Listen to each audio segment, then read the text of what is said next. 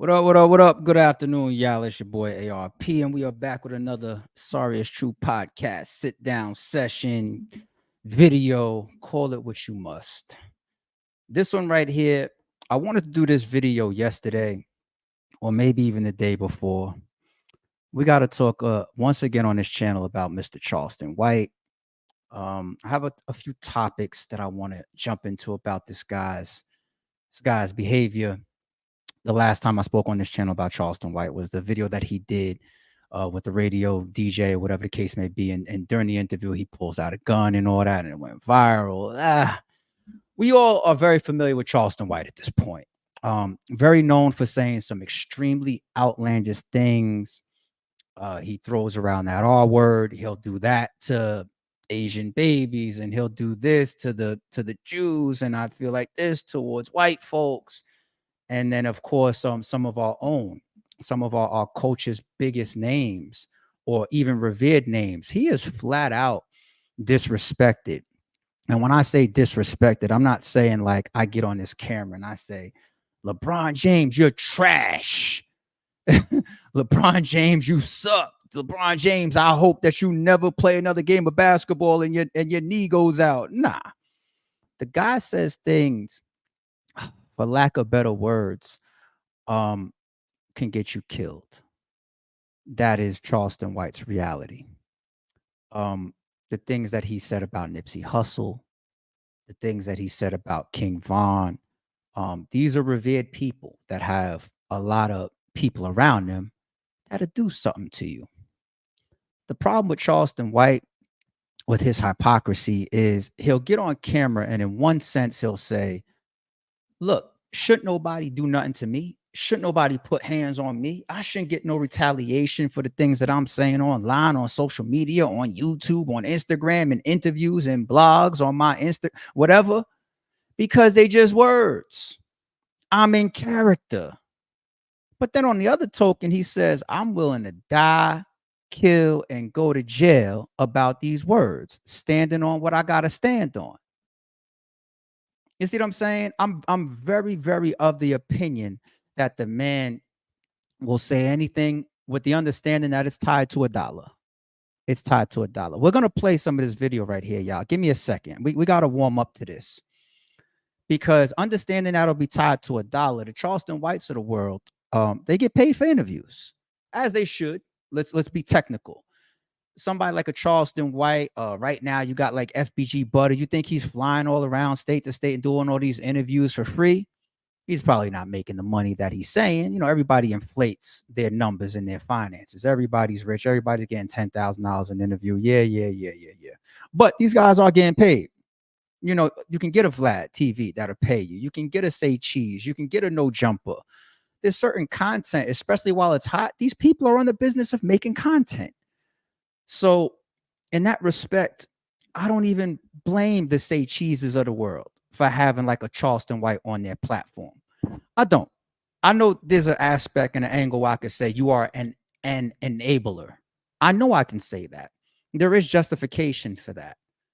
But the Say Cheeses of the world, these people are content platforms, and I don't want to go that route. Let's stick to the root cause. Let's not treat the symptoms. Let's go to the root cause. The root cause is Charleston White. He is his own man. He says what he says. His own actions are his own actions. If it happens to be a large platform like Say Cheese that he says it on, it is what it is, right? The backstory here. I feel like most of us know this. Gillie the Kid, I'm not from Philly. I'm a New Yorker, though. I come up in a mixtape, the DVD. I remember when Gillie was making songs and music and party promotions and all that. I go all the way back to that. When he's DVD era, running around in and out of New York and all this type of stuff, he had the reputation early on as a street guy, as a gangster, right? We remember his back and forth with Lil Wayne, and you know, he was on his heels. Gillie's had his share of controversy, but we all have room to grow. We all have room to transition. We all have room to mature.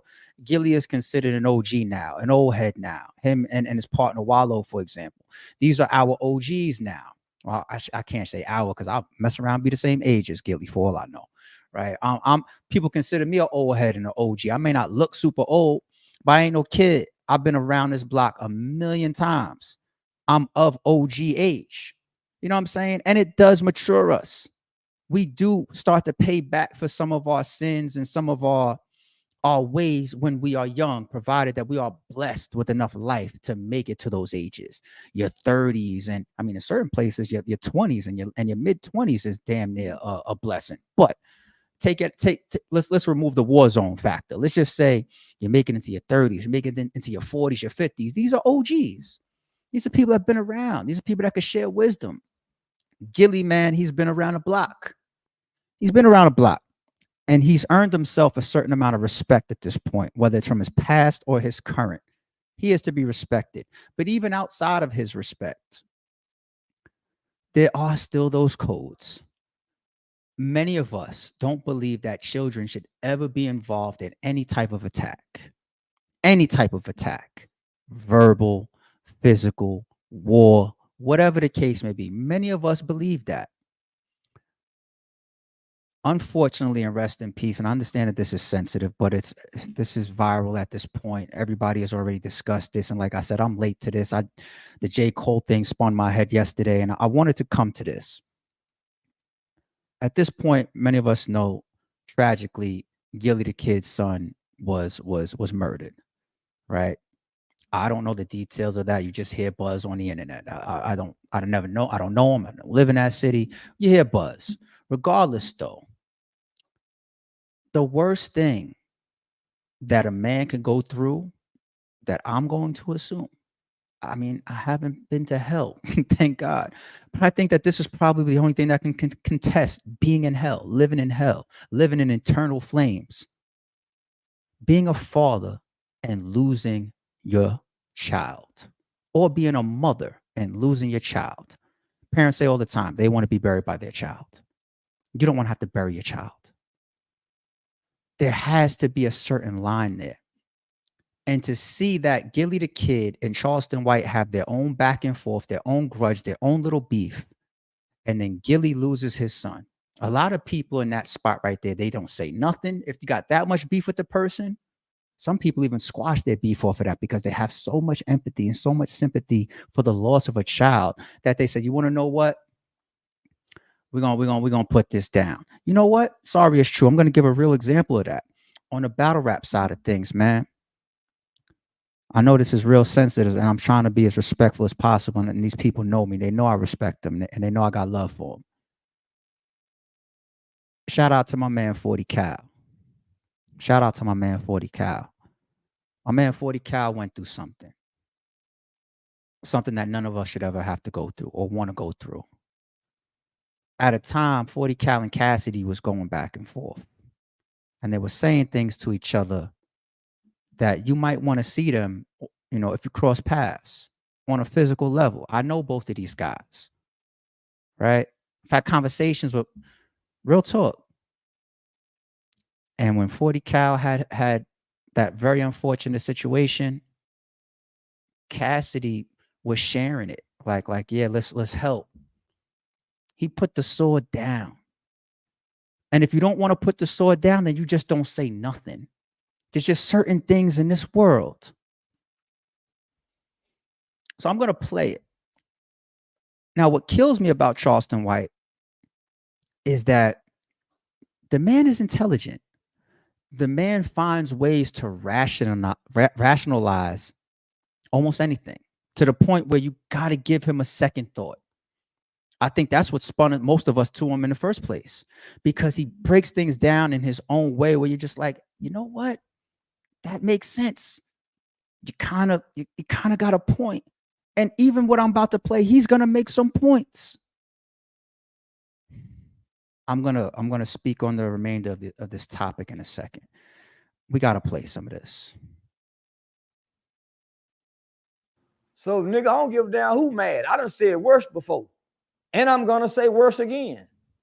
Did this Gillie Charleston White back and forth? Did it start with the Pop Hunter situation? Yep, that's where all this started from. Because I didn't know who Gillie the King was. I just saw the Pop Hunter situation. We done that interview, right? And that's when Philly banned me. Back then, that's when I first had my problem with Philly. They was hollering about I couldn't come to Philly, what they was gonna do. So Gillie the King, or whatever the nigga name is, he jumped in my inbox and said, "Is there a problem, Goofy? I'll be in Dallas, and when I see you, I'm gonna slap you." And my response was, "Nigga, you ain't never slapped a nigga who will kill you." So we've been going back and forward. So he hopped in your DM. Now he hopped in my DM. Okay. Remember, I screenshotted it and sent it to you. Yeah, you did. I remember. So when his son got, I remember being on live when the news broke that day, and one of my partners, who I consider a partner, Kareem Blitz, out of New York, got on my live, and he was chastening Gillie, saying, "This is what you get. Let's be clear for a second here. We ain't heard nothing of the level of that type of pain. Maybe I'm a different type of person. I don't like to be threatened by anybody.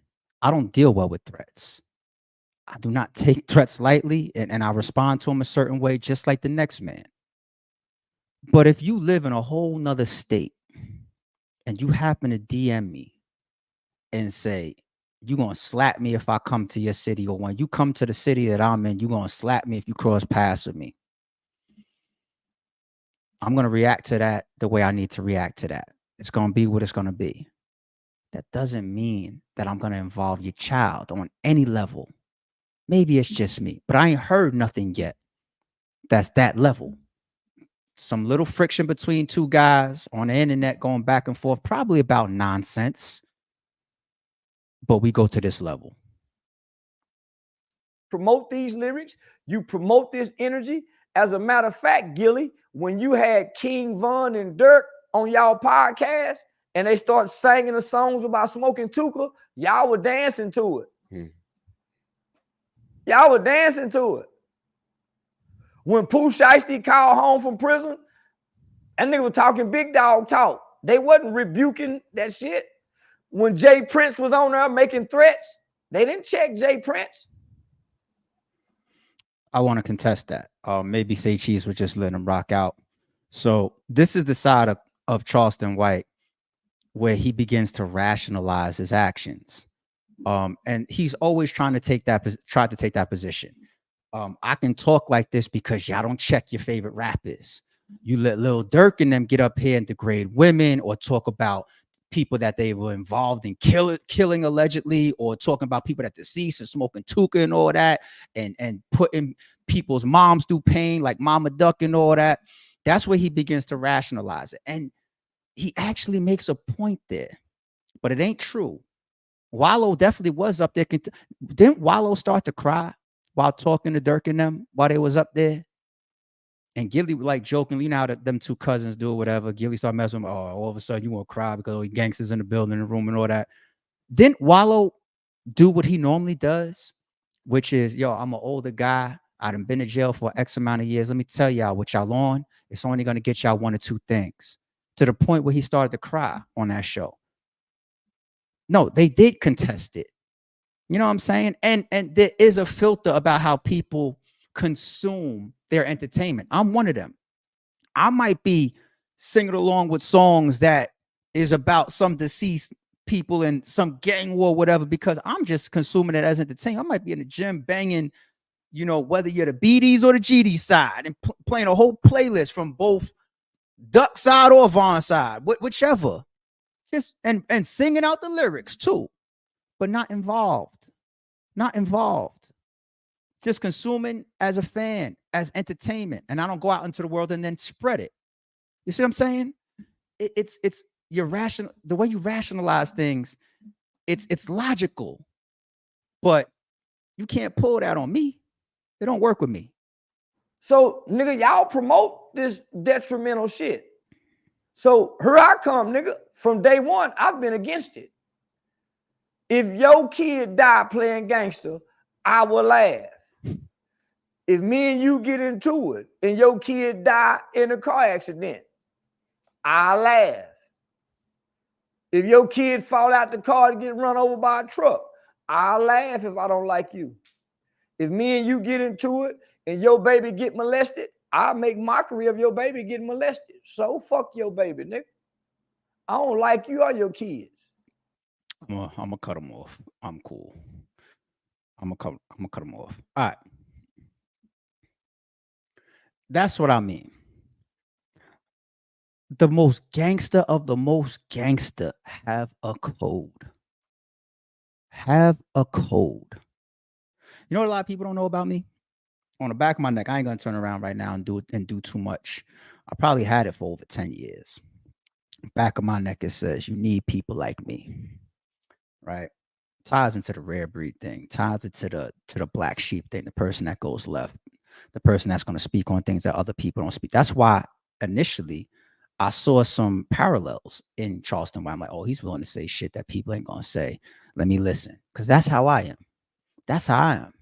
And if you know where that quote comes from, it's the classic Scarface scene when he's in a restaurant. Right? Classic Scarface. You need people like you act like you're rooting against the bad guy, but you're not. Right? There was a time, shout out to my man Vaughn. He wants to have me use even his podcast studio. I'm telling him, and I still might do it. I still might fly in certain artists and book them. The same way I'll book a battle rapper, book an artist to fly in and do a podcast. I was thinking about my first interview being with Charleston White. This was a long, long time ago. This was a minute ago when I was going back. When I was telling my man Vaughn that I was interested in getting into podcasting a little bit more and all that. And it got to the point where he got into it with Math Hoffa. Right. Now, on the battle rap side of things, y'all know Math is my guy. Math is a friend of mine. You know what I'm saying? I had to apply a code. So I can't interview Charleston White anymore, even if that's the direction that I want to go or do my first interview with. I thought that was going to be very, very interesting. Imagine somebody as outspoken as I am, as sharp as I am, there with a guy that's going to be on 10 arguing. It probably would have been fun. It would have been a great piece of content for y'all. But when he did what he did with Math Hoffa and involved Math Hoffa's kids, I can't do anything with this guy ever again if I consider myself to be a friend of Math. There's codes, there's morals, there's standards. I even see Vlad apply that. Vlad, I think, interviewed Charleston White before. But once Charleston White did what he did with Math Hoffa, Vlad said, content or not, I can't rock with you anymore. And that's why I said earlier with Say Cheese, and shout out to Say Cheese. We just played Say Cheese's footage. I respect Say Cheese's channel. And I don't want to make him liable for the things that Charleston White says. Although sometimes we are in a position to be the enablers, giving these people these large platforms. But we must still focus on the root. Charleston White, man, unfortunately, the man could fuck around and get a random DM from him right now saying, if you got kids, I hope you just never know with this guy. But to see somebody online playing deadly games, it's like everybody's just looking at their watch. And that's unfortunate because I respect life. I don't be wishing death on people. I really don't. I respect life. You only hear once, you only get one shot. People done left for accidents. Walking down the street and some bullshit from a skyscraper fall on their head when they was on their way to work or on their way home to their family. It's fucked up how easily we can leave this earth. And you're playing deadly games. But this ain't new for Charleston White. I just thought that this one right here was another example of crossing the line. And I did want to kind of bring in the aspect and the topic of, the enablement. I wonder if some point, almost all platforms will get to the point where they say, you said something that hit too close to home for me too. Same way I felt for like Math Hoffa. This time you hit too close to home for me. I could no longer interview you. I wonder if Charleston White will at least get to that point. Actually, him getting to that point before something happens to him would be the best outcome.